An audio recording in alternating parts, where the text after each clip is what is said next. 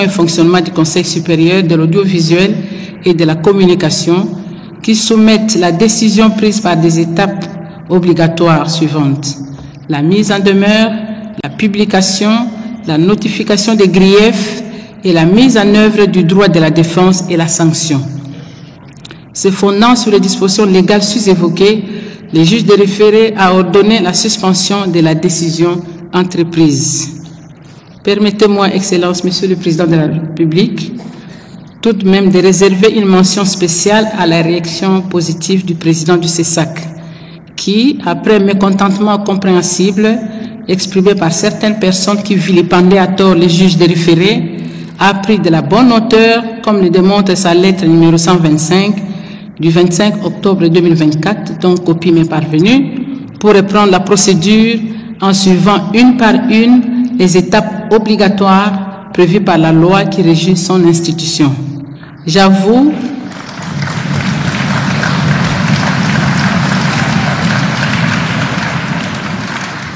avoir été agréablement surprise de lire le contenu de cette lettre et tenue à le signaler à cette audience. Sous les causes ROR 1020 et 619,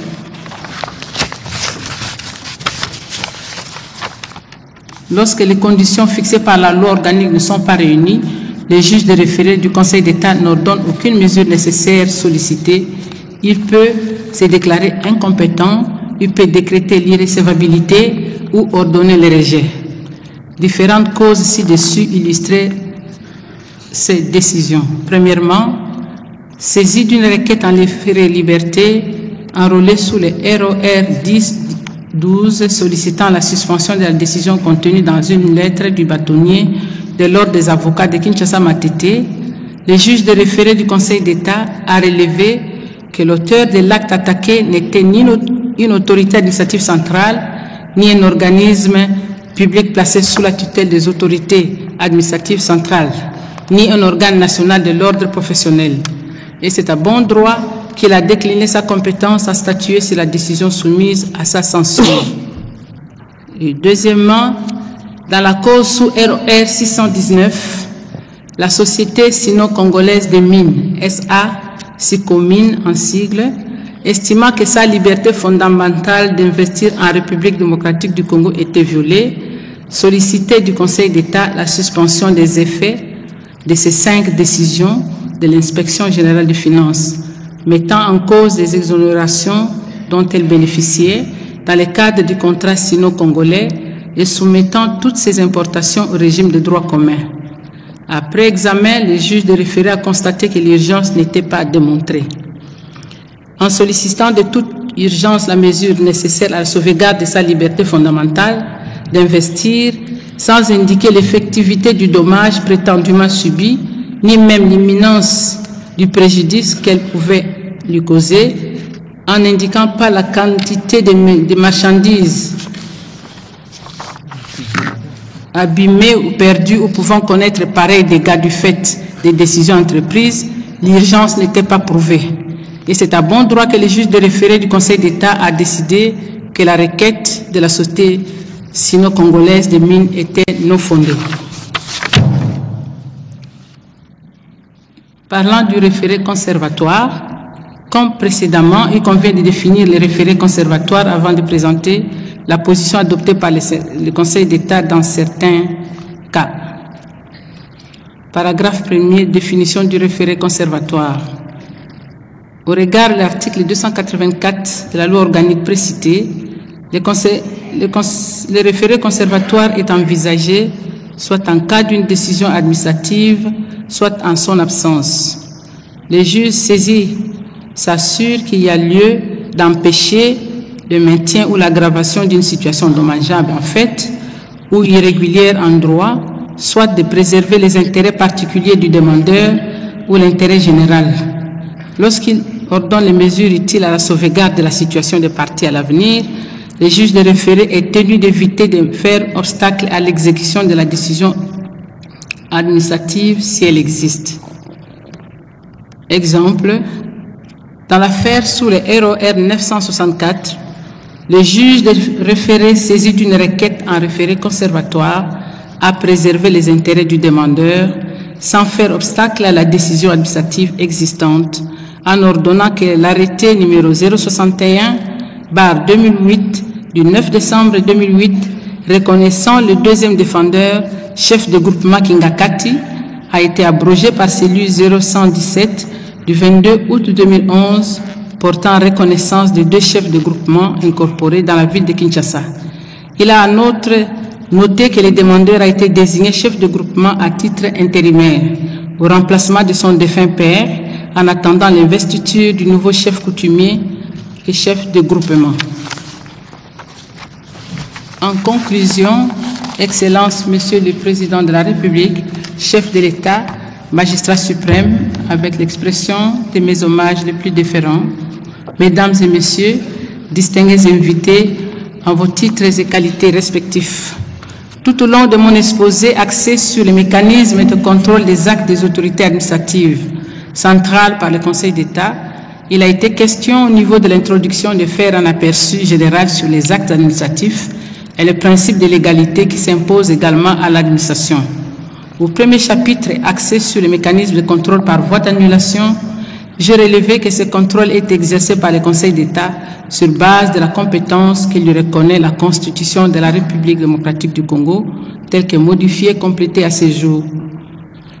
et la loi organique numéro 16/027 du 15 octobre 2016 portant organisation, compétence et fonctionnement des juridictions de l'ordre administratif. En vertu de cette compétence, le Conseil d'État contrôle la légalité des actes des autorités administratives centrales et peut décider de leur annulation lorsqu'il est établi que les 10 actes ne sont pas conformes au droit ou à l'ordonnancement juridique en vigueur. Il ne contrôle pas leur opportunité qui est laissée à l'appréciation de l'administration. À ce sujet, j'ai fait remarquer que les arrêts d'annulation rendus par le Conseil d'État le sont en premier et dernier ressort et s'imposent à tous, à l'administration, aux requérants et à toutes les juridictions. À ce titre, ils ne peuvent faire l'objet d'aucune voie de recours. Au second chapitre, j'ai examiné les mécanismes de contrôle des actes des autorités administratives centrales par voie de suspension ou référé. Il m'est revenu de souligner que le référé est une procédure organisée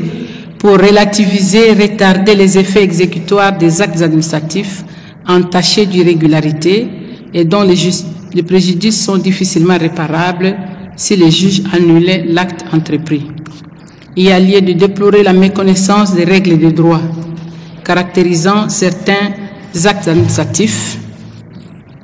soumis à la censure du juge administratif au niveau du Conseil d'État, ce qui est à la base de beaucoup de décisions d'annulation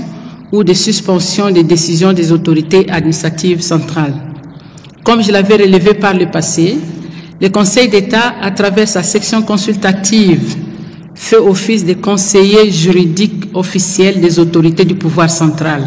et de ceux des organismes placés sous leur tutelle. Je saisis la présente occasion pour réitérer une fois de plus la disponibilité du Conseil d'État à interagir avec l'administration pour éviter en amont toutes sortes de désagréments éventuels.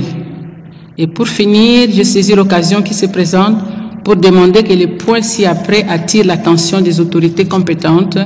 en vue de l'amélioration des conditions de travail au Conseil d'État. Premièrement, la question relative au délai de recours en matière électorale. À titre de rappel, la gestion du contentieux des élections provinciales est dévolue au premier degré à la Cour administrative d'appel, avec possibilité d'appel. Cependant, lors de l'examen en appel de ce contentieux, le Conseil d'État a éprouvé quelques difficultés liées notamment au délai de traitement, étant donné que les 2 mois prévus à l'article 74 de la loi électorale ont été consommés par les seules cours d'appel faisant office de cour administrative d'appel. Il y a lieu d'envisager la modification de la loi électorale d'une part pour que le Conseil d'État soit nommément cité parmi les juridictions compétentes en matière électorale et d'autre part, il convient d'accorder un délai beaucoup plus large au Conseil d'État étant donné le volume du contentieux qui lui revient au niveau national. Alors.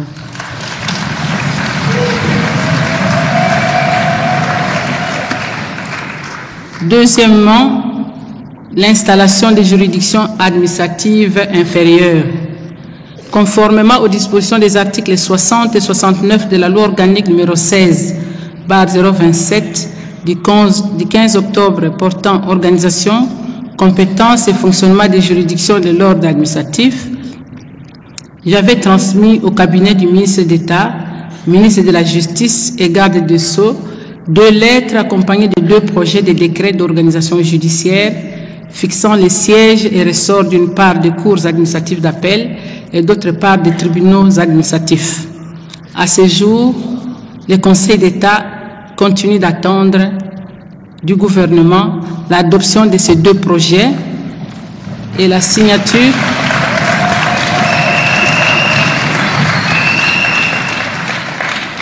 Je disais, à ce jour, le Conseil d'État continue d'attendre du gouvernement l'adoption de ces 2 projets et la signature des décrets par Madame la Première ministre, ce qui permettra l'installation effective de ces juridictions et le fonctionnement harmonieux des juridictions inférieures de l'ordre administratif, ainsi que l'ont révélé les rapports des missions d'inspection organisées en 2022 et 2023 et menées par les hauts magistrats et quelques greffiers du Conseil d'État. Troisièmement, et pour ce qui est du bâtiment du Conseil d'État, je note que l'immeuble abritant actuellement la plus haute juridiction de l'ordre administratif menace ruine et peut s'effondrer à tout moment à cause de ces fissures très prononcées. Les 2 ailes du bâtiment tendant